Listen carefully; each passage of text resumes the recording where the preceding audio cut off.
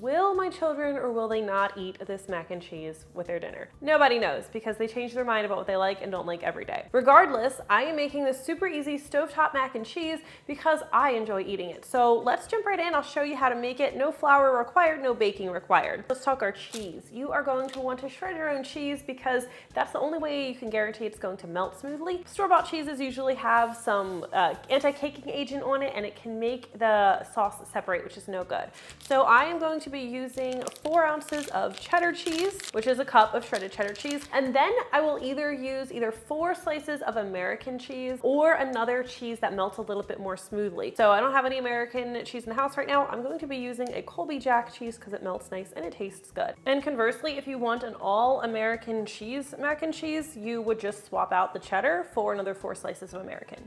Let's see if that's a cup. Almost there. All right, at this point, we're going to head over to the stovetop and everything's going to come together there. Let's start by filling a saucepan with about 3 cups of water. We're going to bring this to a boil over high heat, add some salt, and then we'll add our noodles. We're going to be using elbow macaroni noodles because we're making macaroni. You'll need 8 ounces, which is typically half a box.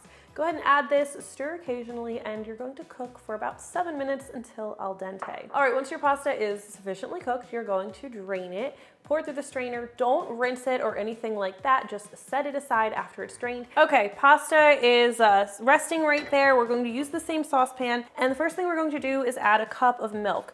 I'm using whole milk. I've also made this with almond milk and like cashew milk, had no problem.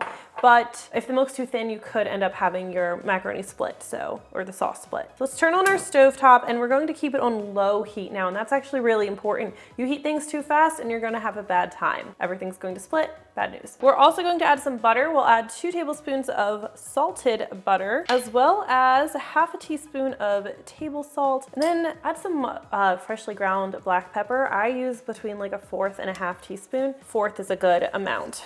Why this isn't, oh, I was twisting it the wrong way. Now, sometimes I also like to add like a dash of paprika or smoked paprika. That is a little bit of a different flavor profile, and just because I want my kids to eat this, I'm not going to add it, though sometimes they like paprika. One thing I do like to add for a little bit of depth of flavor though is 1/4 teaspoon of ground mustard. So I'm going to add that here as well. And I'll just keep this over low heat and I'm going to stir it pretty frequently until that butter is melted. Do not make this too hot or when you add the cheese, it's going to separate. I know I already said it, but I cannot stress that enough. Okay, once the butter is melted, we're going to grab our pasta, add this in here. Do it carefully because sometimes it wants to clump up and then it could splash you. There we go. Just been sitting a minute, so it wants to cling together. If there's any pasta water that drained off the macaroni, you can certainly add that too. We're not going to stir this yet.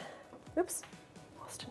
And we're going to take our cheese and we're just going to sprinkle this over top. I prefer to put it over the pasta and not like directly in the milk or anything like that. And we'll let this sit for like 30 to 60 seconds. Let the cheese get a little bit melty. And then we'll just stir everything together until it's well coated, until the cheese is nice and smooth and everything's nicely coated. All right, so as soon as you're finished cooking it, everything's going to look super soupy. That's normal. You can of course serve it right away if you want, but what I like to do is let it sit for a couple more minutes. Usually I'll actually turn off the heat, stir it occasionally, and then while I'm making everyone's plates for dinner, the last thing I add is the macaroni, and you can see you have this beautiful sauce here that's clinging to the noodles after, I don't know, it's like 3 minutes with the heat off and it's still nice and warm, and you can always turn the heat back on too. There you have it. This is a macaroni and cheese, better than you get from, you know, that blue box, and you made it yourself and it didn't take very long. We'll see if the kids eat it.